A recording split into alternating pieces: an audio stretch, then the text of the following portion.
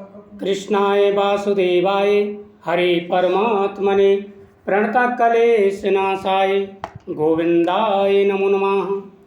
स्वागत है आप सभी का मेरे YouTube चैनल पर। आज मैं आपको वट सावित्री व्रत कब रहने वाला है, वट सावित्री व्रत की पूजा विधि क्या है और कौन कौन सा सामान पूजा के लिए आपको एकत्र करना है, पूरी जानकारी आपको इस वीडियो के माध्यम से प्राप्त होगी। वट सावित्री व्रत ज्येष्ठ माह की अमावस्या तिथि को किया जाता है। यह व्रत 2 बार पड़ता है, एक बार अमावस्या को और दूसरा बार पड़ता है ज्येष्ठ मास की पूर्णमासी को। ये 2 बार व्रत किया जाता है। इस साल वट सावित्री व्रत 26 मई 2025 सोमवार को है। इस वजह से इस दिन सोमवती अमावस्या भी पड़ रही है, क्योंकि ज्येष्ठ अमावस्या के दिन पहला वट सावित्री का व्रत किया जाता है और दूसरा पड़ेगा पूर्णमासी वाले दिन। इस दिन सुहागिन महिलाएं पति की लंबी आयु व सुखद वैवाहिक जीवन के लिए व्रत करती हैं और वट व्रत यानी बरगद के पेड़ की पूजा करती हैं। इस दिन वट व्रत की पूजा का बड़ा महत्व होता है। जब सावित्री को सत्यवान के प्राण वापस मिले थे और उन्हें पुत्र और सुख तथा वैवाहिक जीवन में हमेशा खुशियों का आशीर्वाद प्राप्त हुआ था, उनके सास ससुर की आंखें वापस आई थी और उनका खोया हुआ राज्य जब यमदेव ने वापस किया था, आशीर्वाद दिया था, उस दिन वट वृक्ष के नीचे ही सत्यवान सावित्री बैठे थे। तो उस दिन से बड़ी महत्वता है वट वृक्ष की पूजा की। इस दिन शिव और माता पार्वती की पूजा का विधान है। अगर आप भी वट वृक्ष का व्रत करने वाले हैं तो आपको पहले सामान लिख लेना चाहिए। ये सामान आप लेकर के रख लें। सावित्री व्रत करने वाली महिलाओं को पूजा के लिए वट वृक्ष या तो वट वृक्ष के नीचे चले जाएं या फिर वट वृक्ष थोड़ा सा आप छोटा सा पौधा घर पर ला करके पूजा करें।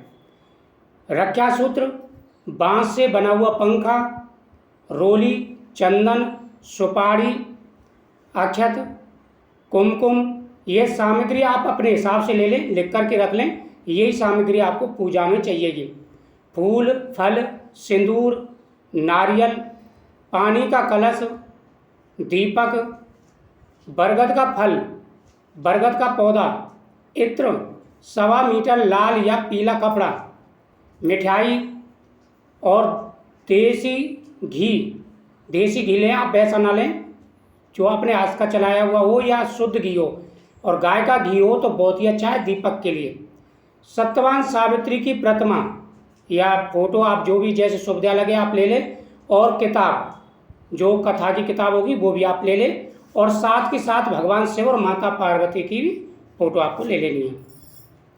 वट सावित्री व्रत में पूजन के लिए कई शुभ मुहूर्त बन रहे हैं। इस दिन पूजन का ब्रह्म मुहूर्त जो सुबह का रहेगा वह 4:03 से 4:44 तक रहेगा। इसके बाद अभिजित मुहूर्त रहेगा 11:51 से लेकर दोपहर 12:46 तक। पूजन का विजय मुहूर्त रहेगा दोपहर 2:36 से लेकर के 3:31 तक। तो ये 3 मुहूर्तें वैसे ज़्यादातर दोपहर या शाम को पूजा की जाती है। तो अभिजित मुहूर्त में आप पूजन करें या फिर विजय मुहूर्त है 2:36 से लेकर के 3:30 बजे तक का, इसमें आप पूजन करें। उसके बाद में जो अमृत चौघड़ियों के हिसाब से मुहूर्त रहेगा वह है 5:25 AM से 7:09 AM तक रहेगा, और शुभ मुहूर्त रहेगा 8:52 से लेकर के 10:35 तक। लाभ मुहूर्त रहेगा 3:45। अब ध्यान देना, ये मुहूर्त बहुत अच्छा है, 3:45 से 5:28 के बीच में। हिंदू ग्रंथों में राहु काल का समय अशुभ माना जाता है। इस दौरान शुभ कार्यों को करने की मनाही होती है। वट सावित्री व्रत के दिन राहु काल सुबह 7:09 से सुबह 8:52 तक रहेगा। तो राहु काल का जो समय है वो आपको निकाल देना है। तो सबसे पहले तो आपको संकल्प करना है। संकल्प करने के बाद में आप संकल्प करेंगे, हाथ में जल लेंगे, अपना नाम उच्चारण करेंगे, गोत्रोच्चारण करेंगे और आपको व्रत का संकल्प करना है। अपनी इच्छा है तो कोई वो बोल सकते हैं, और फिर आपको कथा का श्रवण करना है। प्राचीन समय की बात है, एक राजा थे अश्वपति। उनकी कोई संतान नहीं थी, तो उन्होंने देवी सावित्री की आराधना की, देवी सावित्री की तपस्या की। तो माता सावित्री ने प्रसन्न होकर के उन्हें संतान प्राप्ति का आशीर्वाद दिया। और कुछ समय के बाद में राजा अश्वपति के एक पुत्री ने जन्म लिया, राजा अश्वपति के यहाँ पर एक पुत्री ने जन्म लिया जिसका नाम सावित्री रखा। सावित्री बचपन से ही सर्वगुण संपन्न थी, विलक्षण लक्षणों से युक्त थी। धीरे धीरे सावित्री बड़ी होने लगी। सावित्री विवाह की योग्य हो गई तो राजा अश्वपति को विवाह की चिंता सताने लगी। अब उन्होंने पूरे आर्यव्रत में सभी जगह देखा, लेकिन सत्यवती के योग्य कोई वर ही नहीं मिला। राजा अश्वपति परेशान हो गए। उन्होंने सावित्री से कहा कि बेटी अब तुम ही अपने लिए वर ढूंढो। तो सावित्री ने सभी राज्यों में जाकर देखा, कोई वर नहीं मिला। आखिर में वो लौट रही थी तो जंगल में उनकी मुलाकात सत्यवान से हो जाती है और सत्यवान को वो अपना पति मान लेती हैं और मन ही मन पति मान लेती हैं। राजा अश्वपति से आकर के कहती हैं कि पिताजी मैंने वर ढूंढ लिया है। देवयोग से देव ऋषि नारद जी भी वहीं पर बैठे थे।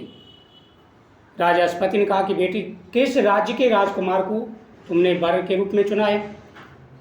उन्होंने कहा किसी राज्य का राजकुमार तो नहीं है, उनका राज्य अभी छिना हुआ है। शत्रुओं ने उनके राज्य को छीन लिया, लेकिन वो अपने पिता के साथ जंगल में रहते हैं। घुमतसेन के पुत्र सत्यवान को मैंने अपना पति मान लिया है। देव ऋषि नारद जी बोले कि राजन, वर तो कन्या ने बहुत ही अच्छा चुना है, बलवान है, धैर्यवान है, गुणवान है और पुण्यवान भी है, लेकिन उसमें एक दोष है कि उसकी सिर्फ आयु 1 साल की रह गई है। यह सुनकर के अश्वपति राजा घबराने लगे। बार बार सावित्री से मना किया, लेकिन सावित्री नहीं मानी। सत्यवान और सावित्री का विवाह संपन्न हो जाता है। सावित्री को सत्यवान की मृत्यु की तिथि पता थी, तो जिस दिन सत्यवान की मृत्यु होनी थी, सावित्री जंगल में उनके साथ जाती है। सत्यवान एक पेड़ पर चढ़ जाते हैं और पेड़ पर वो लकड़ियाँ काटते हैं, उनके सिर में दर्द होने लग जाता है। सावित्री कहती है आप नीचे उतर आइए। सावित्री उस समय वट वृक्ष के नीचे बैठी थी। सत्यवान उनके गोद में सिर रख करके सो जाते हैं, तभी उनके प्राण निकल जाते हैं। वहाँ पर यमदेव आ जाते हैं। सावित्री उनको देख लेती है और अपने आत्म शक्ति के द्वारा, अपने पतिव्रत धर्म के द्वारा, अपनी तपस्या के द्वारा वह सत्यवान के पीछे पीछे जाती है, यमदेव के पीछे पीछे जाती है। तब यमदेव उन्हें वरदान देते हैं।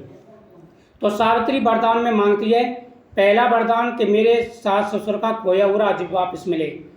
दूसरा वरदान कि उनकी आंखों की रोशनी वापस आ जाए। और तीसरा वरदान उन्हें 100 पुत्रों की प्राप्ति हो। तो आज के दिन यमदेव ने प्रसन्न होकर के सत्यवान के प्राणों को भी वापस किया था और साथ ही उन्हें आशीर्वाद दिया था। और उन्होंने ये भी कहा था कि आज के दिन जो सुहागिन महिलाएं व्रत रखेंगी उनके पति की आयु लंबी होगी, हर प्रकार का सुख और वैभव उन्हें प्राप्त होगा। तो वट सावित्री व्रत का बड़ा महत्व है।